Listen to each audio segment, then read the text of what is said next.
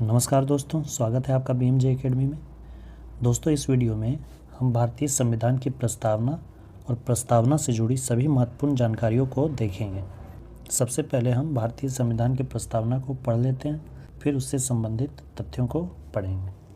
हम भारत के लोग भारत को एक संपूर्ण प्रभुत्व संपन्न, समाजवादी, धर्मनिरपेक्ष, लोकतंत्रात्मक गणराज्य बनाने के लिए तथा उसके समस्त नागरिकों को सामाजिक, आर्थिक और राजनीतिक न्याय, विचार, अभिव्यक्ति, विश्वास, धर्म और उपासना की स्वतंत्रता, प्रतिष्ठा और अवसर की समता प्राप्त करने के लिए तथा उन सब में व्यक्ति की गरिमा और राष्ट्र की एकता और अखंडता सुनिश्चित करने वाली बंधुता बढ़ाने के लिए दृढ़ संकल्प होकर अपनी इस संविधान सभा में आज तारीख 26 नवंबर 1949 ईस्वी को एतर द्वारा इस संविधान को अंगीकृत, अधिनियमित और आत्मार्पित करते हैं। तो ये दोस्तों हमने अभी प्रस्तावना को पढ़ा। इस वीडियो में हम प्रस्तावना में आए सभी शब्दों के अर्थ को समझेंगे ताकि प्रस्तावना को समझ सकें। तो आइए पहले प्रस्तावना के बारे में कुछ तथ्यों को देख लेते हैं। सर्वप्रथम अमेरिका के संविधान में प्रस्तावना को सम्मिलित किया गया था। यह एक फैक्ट पॉइंट है याद रखने के लिए। सबसे पहले प्रस्तावना को संविधान में किसने शामिल किया था? तो ये अमेरिका ने किया था। सबसे पहला लिखित संविधान भी अमेरिका का ही था। भारत में संविधान में प्रस्तावना का विचार भी अमेरिकी संविधान से ही लिया गया है, जबकि प्रस्तावना की भाषा ऑस्ट्रेलिया से ली गई है।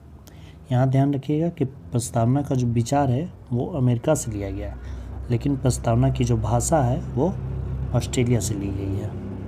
प्रख्यात न्यायविद व संवैधानिक विशेषज्ञ N.A. पाल्कीवाला ने प्रस्तावना को संविधान का परिचय पत्र कहा है।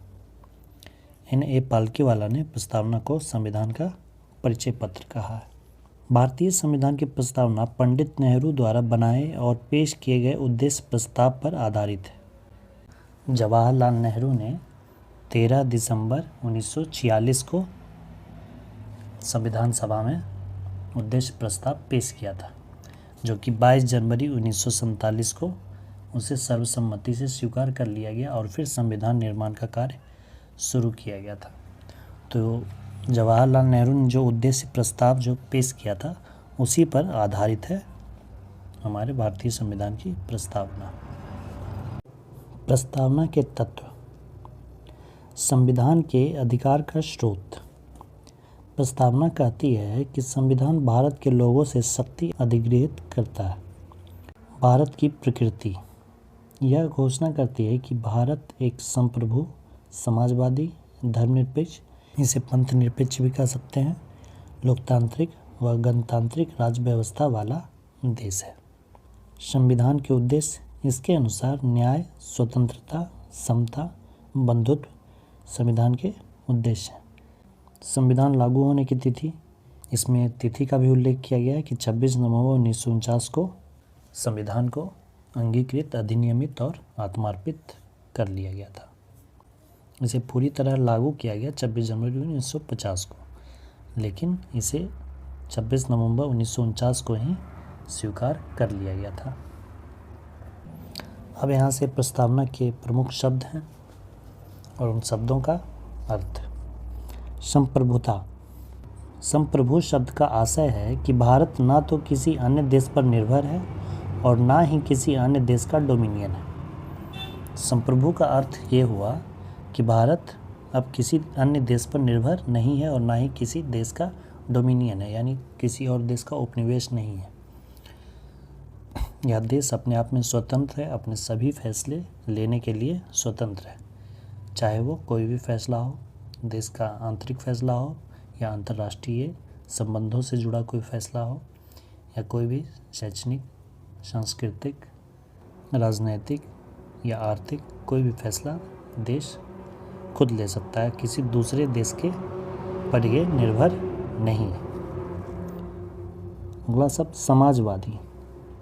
भारतीय समाजवाद लोकतांत्रिक समाजवाद है, ना कि साम्यवादी समाजवाद। लोकतांत्रिक समाजवाद का उद्देश्य होता है गरीबी, उपेक्षा, बीमारी व अवसर की असमानता को समाप्त करना। अगला है लोकतांत्रिक।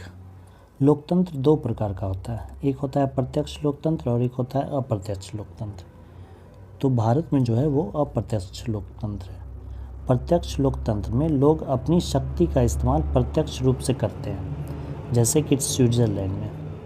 लेकिन अप्रत्यक्ष लोकतंत्र में लोगों द्वारा चुने गए प्रतिनिधि सर्वोच्च शक्ति का इस्तेमाल करते हैं।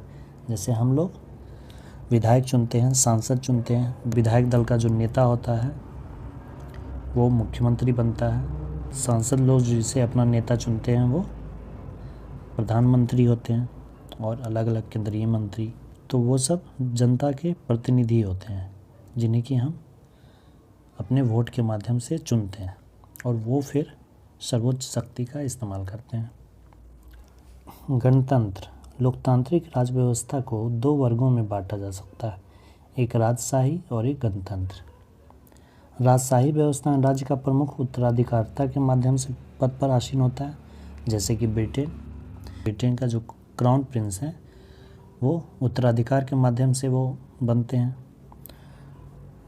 और गणतंत्र में, जैसा कि भारत में है, राज्य प्रमुख हमेशा प्रत्यक्ष अथवा अप्रत्यक्ष रूप से निश्चित समय के लिए चुनाव द्वारा आता है, जैसे कि अमेरिका में। भारत में हमारे यहाँ क्या है, प्रधानमंत्री को इलेक्शन द्वारा चुना जाता है, अमेरिका में प्रेसिडेंट को इलेक्शन द्वारा चुना जाता है।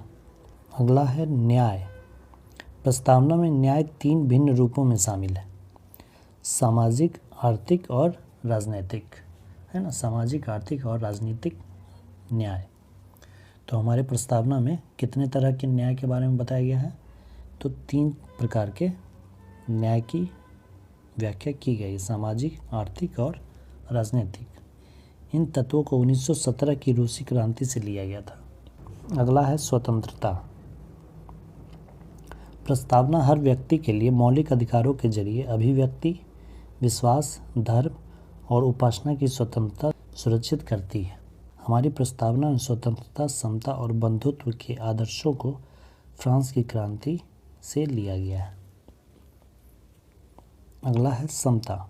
समता का अर्थ होता है समाज के किसी भी वर्ग के लिए विशेषाधिकारों की अनुपस्थिति और बिना किसी भेदभाव के हर व्यक्ति को समान अवसर प्रदान करने के उपबंध।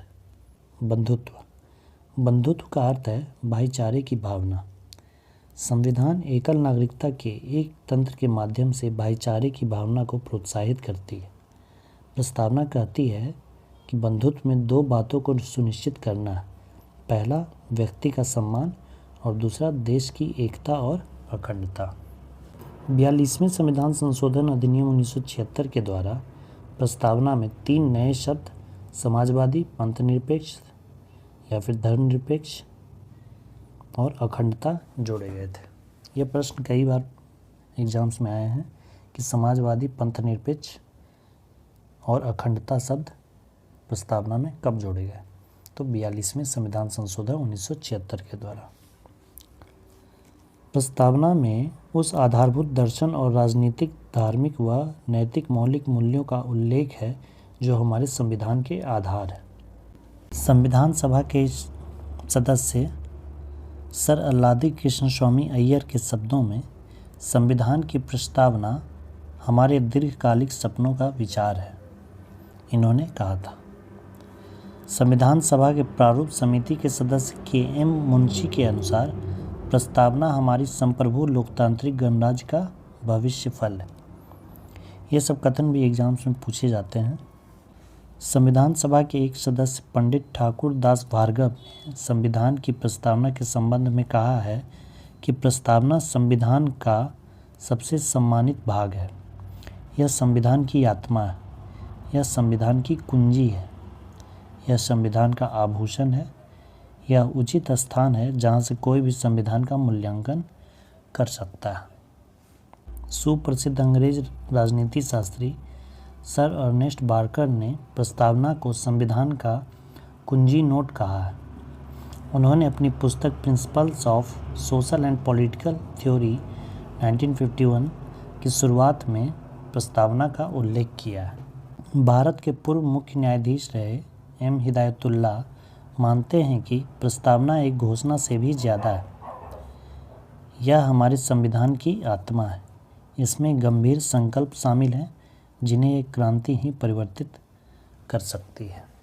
बेरुबाड़ी संघ मामला, ये 1960 में हुआ था। इस मामले में उच्चतम न्यायालय ने कहा कि प्रस्तावना संविधान का भाग नहीं है, अतः कोई संशोधन नहीं किया जा सकता।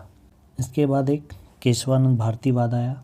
ये बहुत ही फेमस जजमेंट रहा है अब तक का। इसमें 13 जजों की बेंच ने यह फैसला दिया था।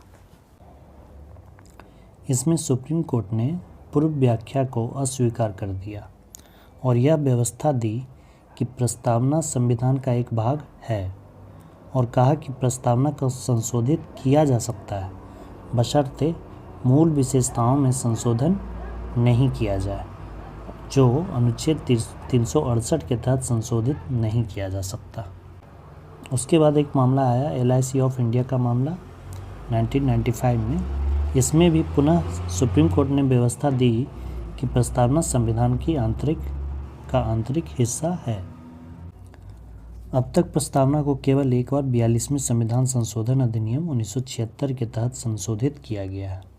इसमें 3 नए शब्दों को जोड़ा गया, समाजवादी, पंथनिरपेक्ष और अखंडता। इस संशोधन को वैध माना गया क्योंकि केशवानंद भारती वाद 1973 में जो फैसला सुनाया गया उसमें यह स्वीकार किया गया था कि प्रस्तावना संविधान का भाग है और इसमें संशोधन किया जा सकता है, लेकिन मूल जो विशेषता है, मूल जो आधार है, उसे संशोधन नहीं किया जाएगा। तो ये थे दोस्तों संविधान की प्रस्तावना और प्रस्तावना से जुड़े कुछ उपयोगी तथ्य। आशा करता हूँ कि यह वीडियो आपके लिए हेल्पफुल रही हो। इस टॉपिक से जुड़े जितने भी प्रश्न बन सकते हैं जो परीक्षा के लिए महत्वपूर्ण है, उनका वीडियो भी आप ज़रूर देखें। धन्यवाद। जय हिंद।